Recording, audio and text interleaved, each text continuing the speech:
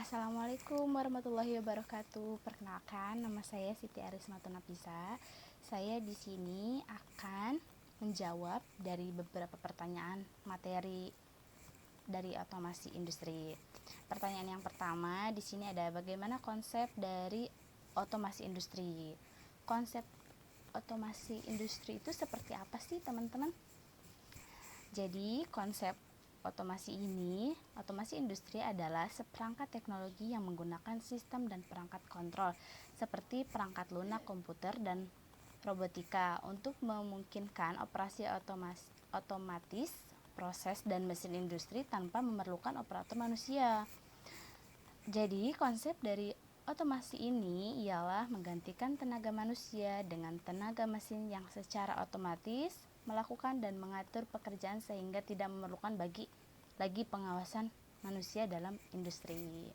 Gitu ya, sudah paham ya teman-teman ya. Sekarang lanjut soal yang kedua, kekurangan dan kelebihan dari listrik seri dan listrik paralel. Di sini ada dari kelebihan rangkaian seri. Kelebihan rangkaian seri ada dua, besar arus yang mengalir pada setiap hambatan akan selalu sama. Yang kedua, karena hambatan disusun seri, maka kabel yang dibutuhkan lebih sedikit. Dan kekurangannya nih, yang pertama, lampu yang menyala tidak sama besar, tergantung letak dan besar hambatannya. Dan yang kedua, jika salah satu lampu padam, maka lampu yang lain juga ikut padam. Yang ketiga di sini tidak dapat dipasang saklar. Selanjutnya, kelebihan rangkaian dari listrik paralel. Yang pertama, jika salah satu lampu padam, maka lampu lain tidak akan terpengaruh. Jadi kebalikan dari yang seri ya. Dan yang kedua, dapat dipasang saklar pada setiap lampu. Yang ketiga, tegangan yang mengalir pada setiap hambatan akan selalu sama sehingga seluruh lampu akan sama terang. Dan kekurangannya dari paralel ini ada dua. Yang pertama, menggunakan lebih banyak kabel dibandingkan rangkaian seri. Dan yang kedua, arus yang mengalir tidak sama besar gitu ya.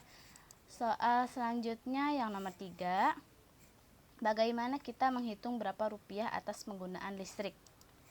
Penggunaan listrik di rumah gitu ya. Contohnya, jadi di sini ada empat caranya. Yang pertama, ketahui golongan tarif listrik Anda terlebih dahulu. Cara menghitung biaya listrik yang pertama adalah dengan mengetahui terlebih dahulu golongan tarif listrik di rumah Anda. Seperti Anda ketahui, di Indonesia terdapat beberapa jenis golongan tarif listrik berdasarkan batas daya, diantaranya adalah 900 VA, 1300 VA, dan seterusnya. Melakukan pengecekan dan pencatatan pada semua peralatan yang membutuhkan listrik. Misalnya, satu buah mesin cuci, TV, AC, kulkas, lampu, gitu. Dan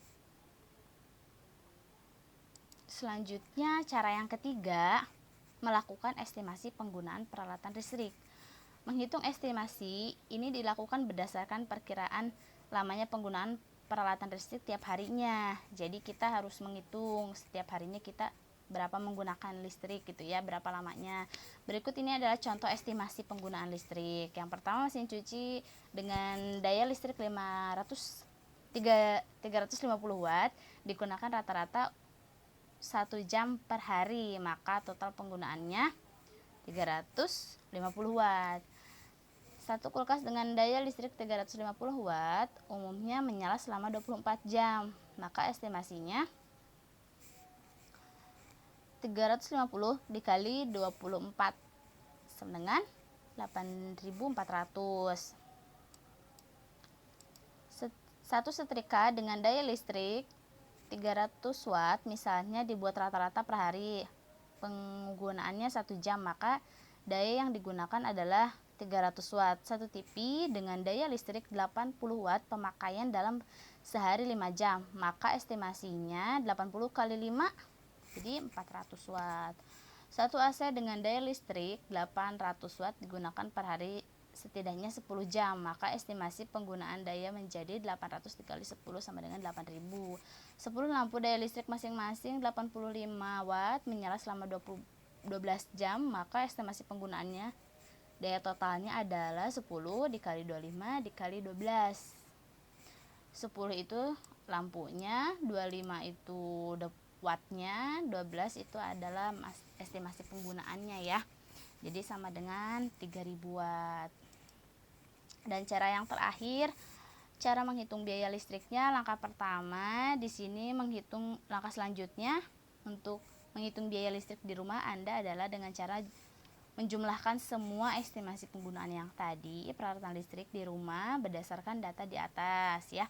Berarti yang tadi 350 watt, 8400 watt, 300 watt, 400 watt dengan 8000 ditambah 3000 sama dengan 20,450 watt. Untuk menghitung biaya listrik, Anda perlu merubah satuan watt menjadi kilowatt per hour atau kWh ya. Caranya adalah dengan membagi jumlah penggunaan daya dengan 1000 atau berarti yang tadi hasil akhirnya dibagi 1000 sama dengan 20,45 kWh. Angka inilah yang kemudian bisa Anda gunakan untuk menghitung perkiraan biaya listrik harian di rumah Anda dengan cara mengalihkannya dengan tarif dasar listrik sesuai golongan yang Anda pakai di rumah. Jika tarif dasar listrik Anda adalah 1,352 per kWh, maka cukup mengalihkan 20,45 kWh dengan 1,52 sehingga ditemukan hasilnya 27,6484 ya ini tuh. Untuk menghitung perkiraan biaya listrik dalam sebulan, maka tinggal mengalihkan dengan 30 yaitu 27,6484 dikali 30 sama dengan 289,452. Soal selanjutnya, jelaskan mengenai transformator atau yang sering disebut trafo ya. Bagaimana cara kerjanya, fungsi dan kegunaannya, dan kenapa alat listrik harus memerlukan trafo. Di sini pengertian dari transformator adalah alat yang untuk mentransformasikan atau memindahkan, dalam hal ini tentu saja arus dan tegangan. Contohnya yaitu untuk mengubah tegangan dari 220 VAC ke tegangan yang lebih kecil menjadi 12 VAC. Cara kerja transformator seperti ini tidak beda jauh dengan motor listrik. Perbedaannya adalah pada motor listrik terjadi perubahan tenaga listrik menjadi medan magnet lalu diubah ke energi kinetik atau gerak. Fungsi transformator adalah sebagai pengubah tenaga dan arus listrik dari level tertentu ke level lainnya sesuai kebutuhan. Sehingga fungsi trafo bisa sebagai penaik tegangan atau penurun tegangan.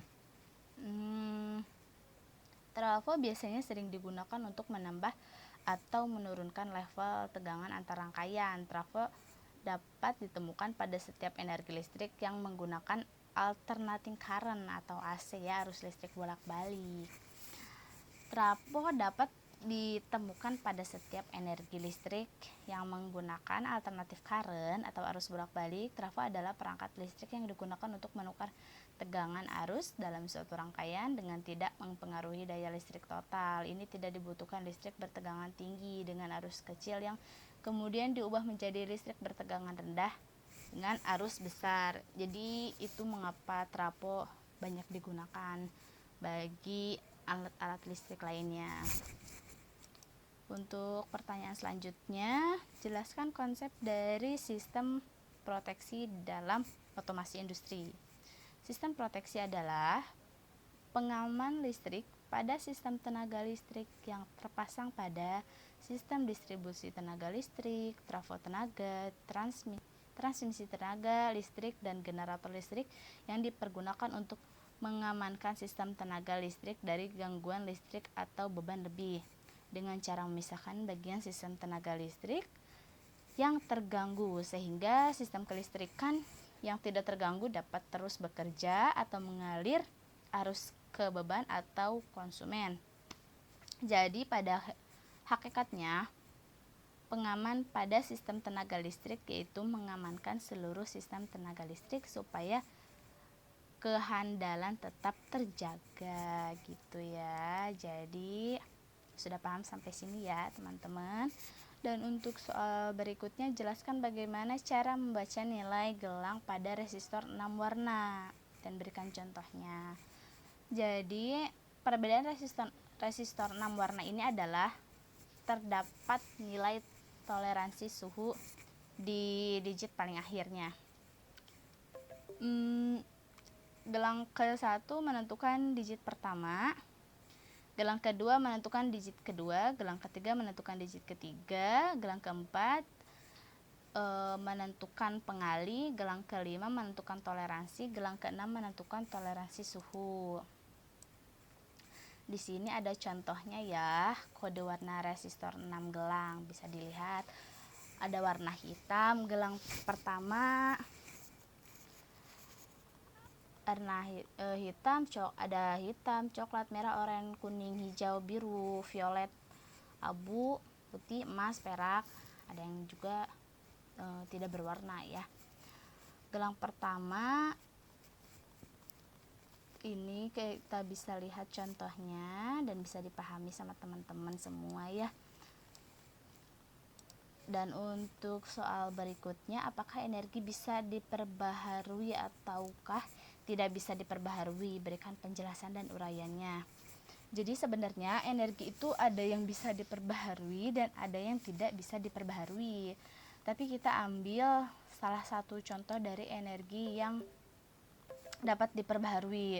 Sumber energi yang tidak dapat diperbaharui, jadi kita ambil sumber energi yang tidak dapat diperbaharui ya, merupakan sumber energi yang akan habis. Sumber energi tersebut tidak dapat diperbaharui lagi. Berikut adalah sumber daya yang tidak akan habis. Jadi di sini ada sumber yang memang tidak dapat diperbaharui lagi. Contohnya seperti energi matahari, angin energi, air, biomasa, gas alam, dan energi pasang surut. Mungkin cukup sekian materi yang bisa saya sampaikan. Kurang lebihnya mohon maaf apabila masih banyak kendala dan kekurangan untuk menjelaskannya. Cukup sekian dari saya. Mohon maaf bila ada kesalahan. Assalamualaikum warahmatullahi wabarakatuh.